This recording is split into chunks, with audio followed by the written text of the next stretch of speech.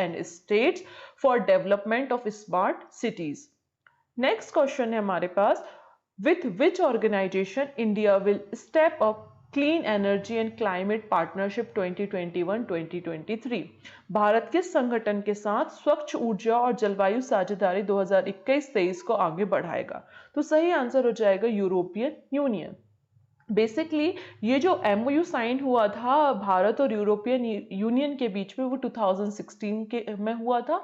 इसको भी further extend किया गया है एक्चुअली 21-23 तक। दोनों साथ में मिलकर पार्टनरशिप में काम करेंगे और इनका एजेंडा क्या होगा, हमको रिन्यूएबल एनर्जी पे ध्यान देना है और ग्रीन हाइड्रोजन प्रोड्यूस करना है। तो हाइड्रोजन को एज अ फ्यूल हमें यूज करना है क्योंकि यही तो फ्यूचर फ्यूल है। अगर हम यूरोपियन यूनियन के बारे में बात कर लेते तो 1 नवंबर 1993 में बना था नेदरलैंड में। हेड ऑफिस कहाँ है इसका? ब्रिसल्स में है। 27 मेंबर स्टेट है। ऑफिशियल लैंग्वेज इसकी 24 है। और प्रेसिडेंट ऑफ यूरोपियन काउंसिल कौन है? चार्ल्स माइकल है। चलिए अगला क्वेश्चन हम देख लेते हैं। International bank for the reconstruction and development, IBRD। IBRD भी एक सब्सिडरी है, ये अंदर काम करती है वर्ल्ड बैंक के, ठीक है। तो international bank for the reconstruction and redevelopment, the leading arm of the world bank group, has approved how much loan to the improve efficiency reliability of electricity supply in the West Bengal. Basically international bank for reconstruction and development ने कितना रुपए का loan waste Bengal को दिया है electricity supply को improve करने के लिए? तो सही आंसर हो जाएगा $135 मिलियन का लोन दिया है। इस लोन की मैच्योरिटी, क्योंकि अब लोन है तो वापस तो करोगे ना, इस लोन की मैच्योरिटी 17 ईयर्स की है और इसका जो ग्रेस पीरियड है वो 7 साल का होगा।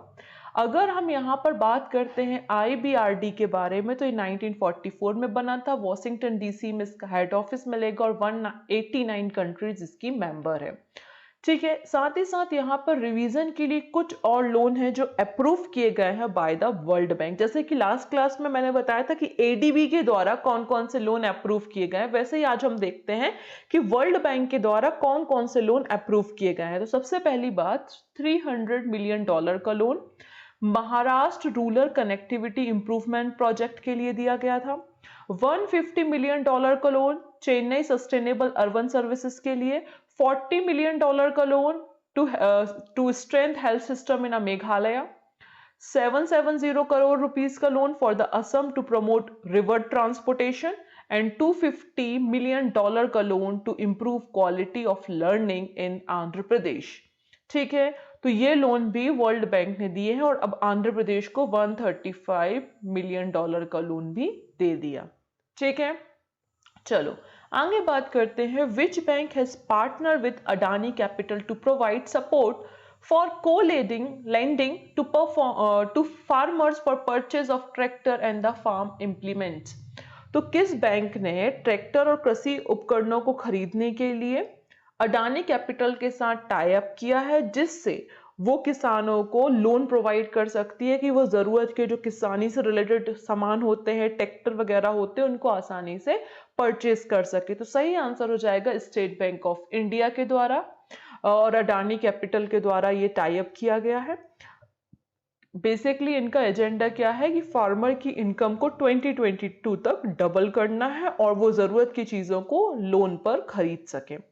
अगर हम अडानी कैपिटल के बारे में बात करते तो इसका हेड ऑफिस अहमदाबाद गुजरात में है। गौरव गुप्ता CEO है और गौतम अडानी चेयरपर्सन है। नेक्स्ट है हमारे पास, which banks mutual fund has launch India first ever Nifty alpha 50 exchange trade fund ETF। किस बैंक के म्यूचुअल फंड ने भारत का पहला Nifty alpha 50 exchange trade fund launch किया है? तो सही आंसर हो जाएगा कोटक महिंद्रा म्यूचुअल फंड, मतलब कोटक महिंद्रा बैंक के द्वारा, जिसका नाम है Kotak Nifty alpha 50 ETF। Basically एक NFO है। क्या है? एक NFO है जो कि ओपन हो जाएगा फॉर द सब्सक्रिप्शन 15 दिसंबर 2021, ठीक है। अब ये NFO और IPO में क्या डिफरेंस होता है वो भी हम देखते हैं। आप लोगों को मैंने बताया था कि IPO जब कोई कंपनी पहली बार अपने शेयर जारी करती है शेयर मार्केट में लिस्ट होने से पहले, तो वो IPO होते हैं, इनिशियल पब्लिक ऑफरिंग होती है। जब वो कंपनी लिस्टेड हो जाती है शेयर मार्केट में, उसके बाद जब अपने शेयर को वो मार्केट में उतारती है तो उसको हमने एफपीओ कहा था। वैसे ही यहाँ होता है एनएफओ। एनएफओ जो होता है वो first offer of the unit in the mutual fund scheme just launch and show to the investor। ठीक है। कोटक महिंद्रा बैंक 2003 में बना था, मुंबई में इसका हेड ऑफिस है। उदय कोटक इसके सीईओ हैं और टेक लाइन है let's make money simple. Next है DBS research and has projected India's GDP growth at blank in financial year 23। तो डीबीएस रिसर्च के द्वारा फाइनेंशियल ईयर 2023 के लिए भारत की जीडीपी कितनी रहने की अनुमान है, तो 7.0% है। बेसिकली डीबीएस जो है वो एक Singapore based DBS bank economic research team है जिसने भारत की जो जीडीपी ग्रोथ बताई है फॉर द फाइनेंशियल ईयर 2023, पहले उसने 6% बताई थी, अब उसने कहा है कि 7% है। इसके अलावा कुछ और यहाँ पर आप जीडीपी प्रोजेक्टेड देखेंगे फॉर द फाइनेंशियल ईयर 2022। अगर हम मूडीज की बात करते हैं तो इन्होंने कहा था कि 9.3 रहेगी फॉर द फाइनेंशियल ईयर 2022 और 2023 के लिए 7.9% रहेगी। केयर रेटिंग के अकॉर्डिंग 8.8 से 9% है। बार्कले के अकॉर्डिंग 7.7 है। ब्रिक्स वर्क के अकॉर्डिंग 10 to 10.5% है। और economic advisor council to the PM के द्वारा फाइनेंशियल ईयर 23 के लिए 7.5% और 22 के लिए जो है वो 5% रहेगी। तो ये भी कुछ रेटिंग है। मूडीज की रेटिंग एग्जाम के लिए इंपॉर्टेंट है क्योंकि एग्जाम में पूछे। हमारे पास PM Modi to inaugurate Kashi Vishwanath corridor on December 13।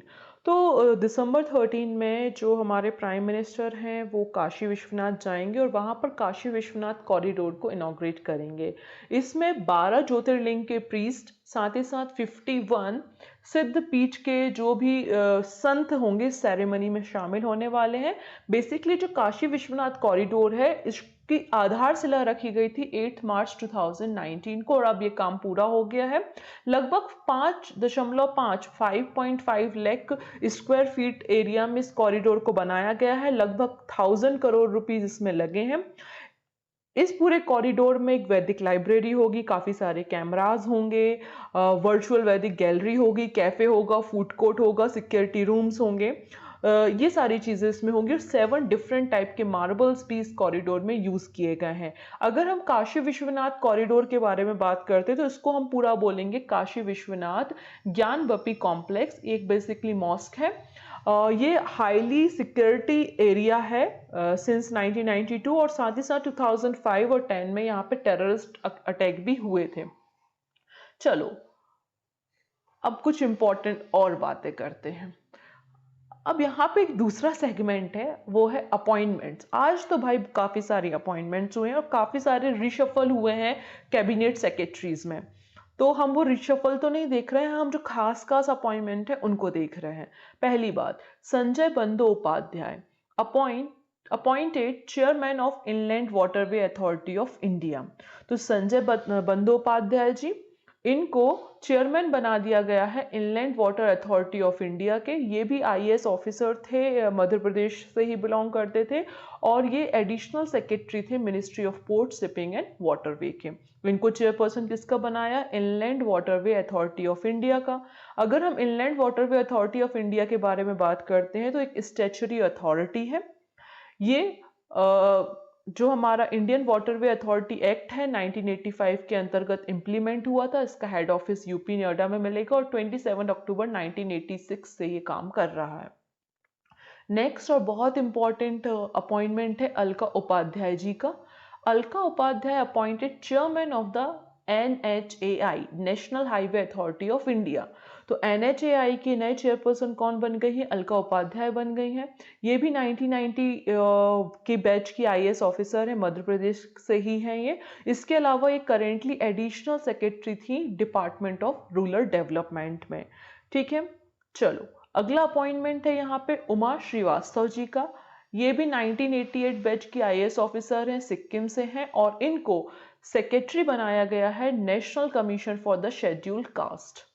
ठीक है, नेक्स्ट है अशोक कुमार। अशोक कुमार जो है अपॉइंट हुए as a director general national mission for the clean Ganga. तो national mission for the clean Ganga के लिए जो नए डायरेक्टर जनरल हैं वो अशोक कुमार बन गए हैं। ठीक, नेक्स्ट है Neelam Sami Rao appointed as central provident fund commissioner. तो जो पीएफ वगैरह होता है प्रोविडेंट फंड और या फिर ईपीएफओ होते हैं उसके कमिश्नर बन चुकी हैं नीलम शामी राव। तो ये भी आज का नया हमारे पास अपॉइंटमेंट था। तो आपको क्या क्या याद रखना है अगर इंडिया में बात करें तो हम देखिए एक संजय बंदोपाध्याय का नाम याद रखेंगे, inland waterway authority of India. फिर अलका उपाध्याय, ये हमारे एनएचआई की चेयरपर्सन बन गई हैं। उपमा श्रीवास्तव जो है वो सेक्रेटरी बन गई है national commission for schedule caste. Ashok Kumar ji जो है वो national mission for clean Ganga के डायरेक्टर जनरल बन गए हैं। और नीलम शामी राव जो है वो सेंट्रल प्रोविडेंट फंड कमिश्नर बन गई हैं। ठीक, इसके अलावा वन मोर इम्पॉर्टेंट अपॉइंटमेंट हुई है, इनका नाम है Susan Arnold, Walt Disney new women chairperson. 98 years की हिस्ट्री में पहली बार हुआ है कि डिज्नी की कोई फीमेल पर्सन जो है वो चेयरपर्सन के रूप में अपॉइंट हुई है, इसलिए इनका नाम याद रखना है सुशान अर्नोल्ट। ठीक है, ये कुछ खास अपॉइंटमेंट थे आज के समय में। साथ ही साथ लास्ट न्यूज़ हमारे पास है Cambridge dictionary names perseverance world of the year 2021। आपको पता है ये एक लैंड रोवर था जो कि नासा के द्वारा मार्स पे भेजा गया था और इसको Cambridge dictionary word of the year घोषित किया गया है। तो इस वर्ड को भी आप याद रख लेंगे। चलिए नेक्स्ट है public service ethics for the नैतिक भारत। इस पुस्तक को लॉन्च किया है या रिलीज किया है वाइस प्रेसिडेंट वेंकैया नायडू। और इस बुक को लिखा किसने है? झारखंड के पूर्व गवर्नर रहे हैं प्रभात कुमार जी के द्वारा। तो आपको याद क्या रखना है? Public service ethic a quest for नैतिक भारत, ये बुक किसने रिलीज की है? वेंकैया नायडू ने। और इसको लिखा किसने? प्रभात कुमार ने। प्रभात कुमार कौन है? तो फार्मर झारखंड गवर्नर रह चुके। पहला क्वेश्चन है India will observe blank death anniversary of Bhimrao Ramji Ambedkar. Babasaheb Ambedkar की अभी 6 दिसंबर को हमने डेथ एनिवर्सरी देखी थी। ये किस नंबर की एनिवर्सरी थी? तो सही आंसर हो जाएगा 65th, ऑप्शन बी करेक्ट है। नेक्स्ट है which city play host to international Ambedkar conclave in 2021। तो कौन सी सिटी ने इंटरनेशनल अंबेडकर कॉन्क्लेव होस्ट किया है? तो सही आंसर हो जाएगा न्यू दिल्ली। इसका भी आंसर हो जाएगा option B. Station of Doordarshan Kendra has been inaugurated in which of the following city. तो सही आंसर हो जाएगा गोरखपुर, ऑप्शन ए करेक्ट है। अब कल मैंने आपको श्रेष्ठ स्कीम के बारे में बताया था। श्रेष्ठ स्कीम बेसिकली लॉन्च की गई है यूनियन मिनिस्ट्री के द्वारा। ऑब्वियसली ये जो हमारे एससी कास्ट के लोग हैं उनको प्रॉपर एजुकेशन देने के लिए इस स्कीम को लॉन्च किया गया है। ये स्कीम किस मिनिस्ट्री के द्वारा लॉन्च की गई है? तो सही आंसर हो जाएगा ministry of social justice and empowerment, option B. Next है government will launch Shreshta scheme for the social economic upliftment and overall development for the schedule caste student. What does S stand for Shreshta scheme? तो यहाँ पर अगर हम श्रेष्ठ scheme का full form देखते हैं, residential education for students in high schools in targeted area scheme. तो यहाँ पर ये जो एस है इसका मतलब किससे है? स्टूडेंट से है। ठीक, अगला है who has been appointed as the chairperson and the part time non executive director of India tourism department development corporation. तो सही आंसर हो जाएगा संबित पात्रा। ठीक है, ऑप्शन डी करेक्ट हो जाएगा। नेक्स्ट है हमारे पास which project has won 2 UNESCO Asia Pacific award for the cultural heritage conservation 2021। तो कल मैंने आपको डिस्कस किया था कि निजामुद्दीन बस्ती नई दिल्ली को यूनेस्को के 2 अवार्ड दिए गए हैं। तो सही आंसर हो जाएगा ऑप्शन नंबर डी। अगला है who has been appointed the chairperson of the national asset reconstruction company. तो किसी नेशनल एसेट रिकंस्ट्रक्शन कंपनी का नया चेयरपर्सन बनाया है? तो सही आंसर हो जाएगा Pradeep Shah, option number A correct है। नेक्स्ट है what was the theme of the world soil day 2021। World soil day की थीम क्या थी? तो सही आंसर हो जाएगा ऑप्शन सी। ठीक है, नेक्स्ट है हमारे पास क्वेश्चन ऑफ द डे जिसका आंसर आप कमेंट सेक्शन में हमको देंगे। क्वेश्चन है कि IDRCL CL के नए चेयरपर्सन CEO कौन अपॉइंट हुए हैं? Who among the following has been appointed as the Chief Executive Officer of India Debt Resolution Company? ठीक है, ऑप्शंस आपके सामने हैं। CS वेंकट कृष्णन, संजय जैन, SK शोहन रॉय और राजीव श्रीवास्तव। जो भी आंसर आप कमेंट सेक्शन में दीजिएगा। Thank you so much.